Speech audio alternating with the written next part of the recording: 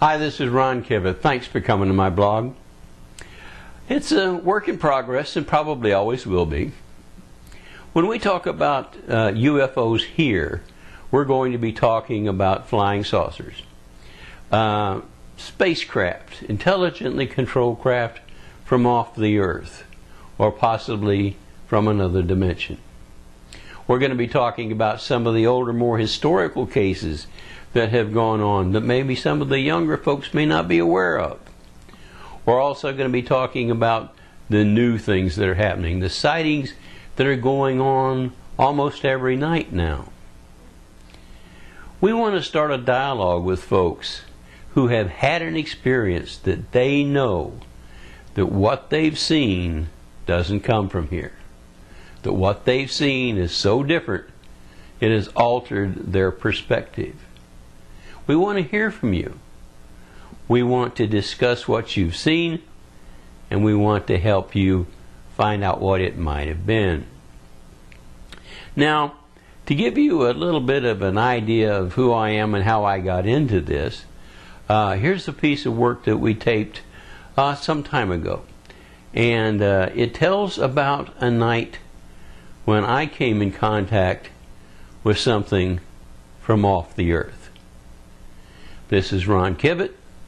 Come into the blog, enjoy yourself, make some comments, and we'll see you next time. It was a cold winter night in 1957. We were driving along Route 44 out of Martinsville, Indiana. We were headed home, 5 miles out of town into the country. We had just come up onto a 2-mile straight stretch of road when what at first appeared to be an extremely bright star immediately became a huge glowing object not more than 100 yards away from our car. Car's motor died, the lights went out, we coasted off the edge of the road. With no other cars around and no houses nearby, we were literally trapped in our own car. And we had no doubt that the thing was watching us. Now, this report isn't too different from hundreds of other UFO reports we've received. The thing that makes it different for me is that I was one of the people in that car. I was 14 years old at the time. When it started out, my sister had been at a basketball game in Martinsville, and my mom and I had gone to pick her up. And on the way back, on the drive back, I noticed a very bright star, bright red star.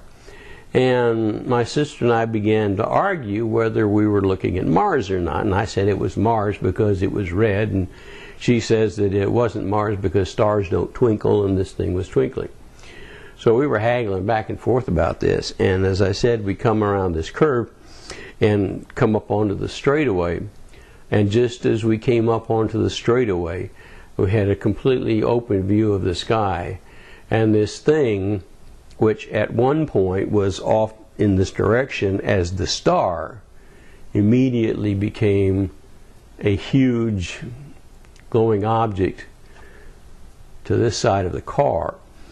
It was hovering over a cornfield, and as it changed position from point A to point B, that's when the motor died on the car, the lights went out, the radio went off. Mom pulled the car over the side of the road so that if anybody did come along, they wouldn't hit us in the back end. Strangely enough, nobody did come along. As I said, we were completely trapped in the car. We rolled the windows down to see if we could hear anything. And this thing would sit out there and it would be totally silent. Now, to me, when it was close to us, and it was less than 100 yards away because years later I went back and measured the field, and actually it was probably more like 60 yards away from us. To me, it looked like a neon football. It was that kind of a shape. It had a bluish white glow to it, and it kind of bobbled just a little bit. It didn't hang there straight in the air. It would just kind of bobble a little bit. And when it would go from one point to the other, there was no movement involved. It was either here or it was back out there at the star position.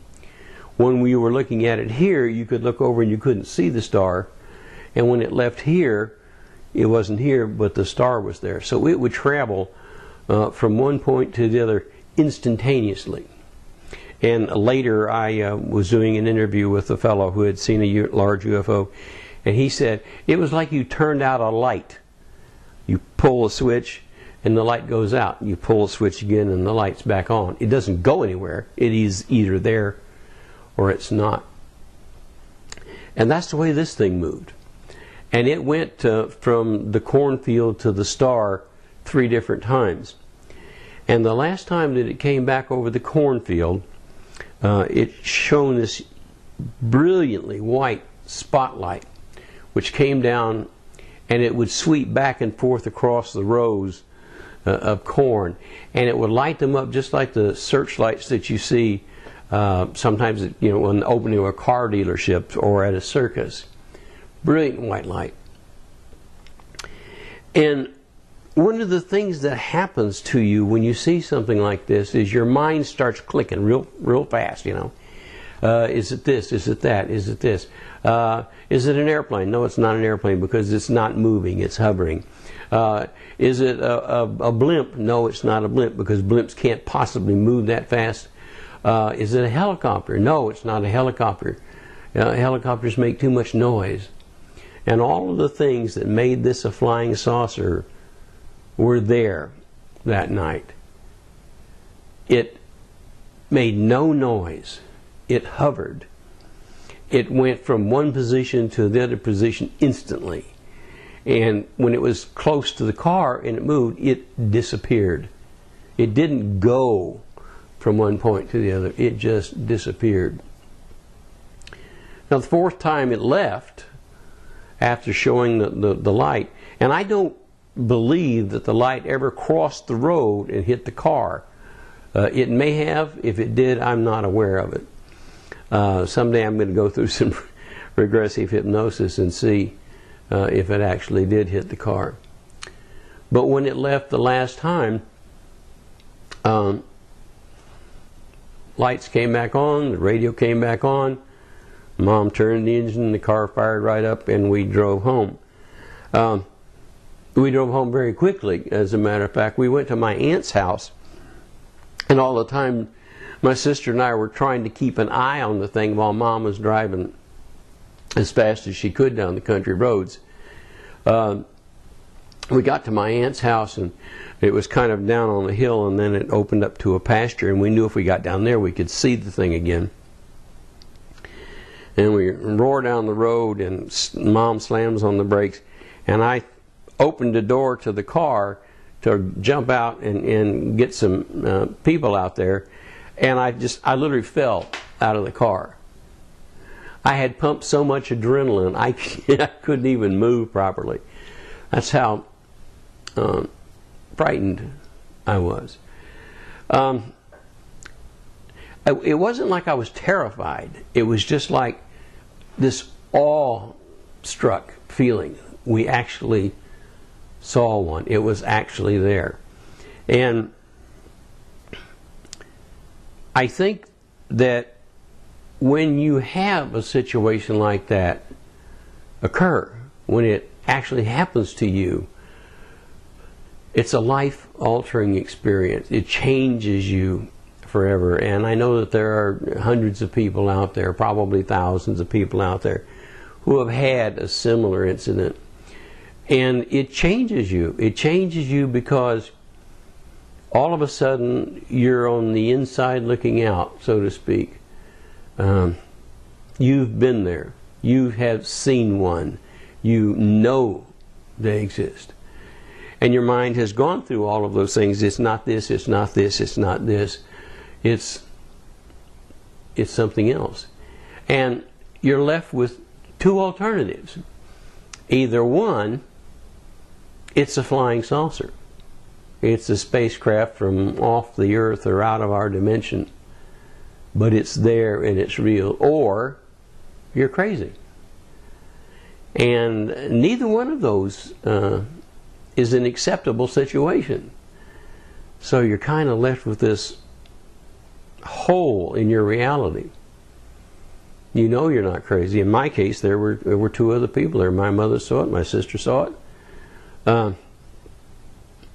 So it wasn't like it was a single incident, and you know, I was only 14, I was a young kid, I could have imagined all of this.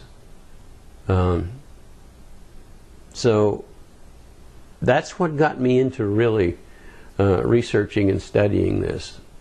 And for years I've been looking for answers, and I've always felt like we were on the brink of that answer, and I've always felt like we were moving forward to some kind of a conclusion on this.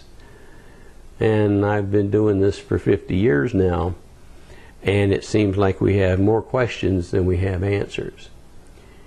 The thing that I do find encouraging is that now, with the advent of the internet, with the ability to communicate back and forth quickly amongst those who report and those who believe and those who have had the incident, I think we're able to gather information much quicker.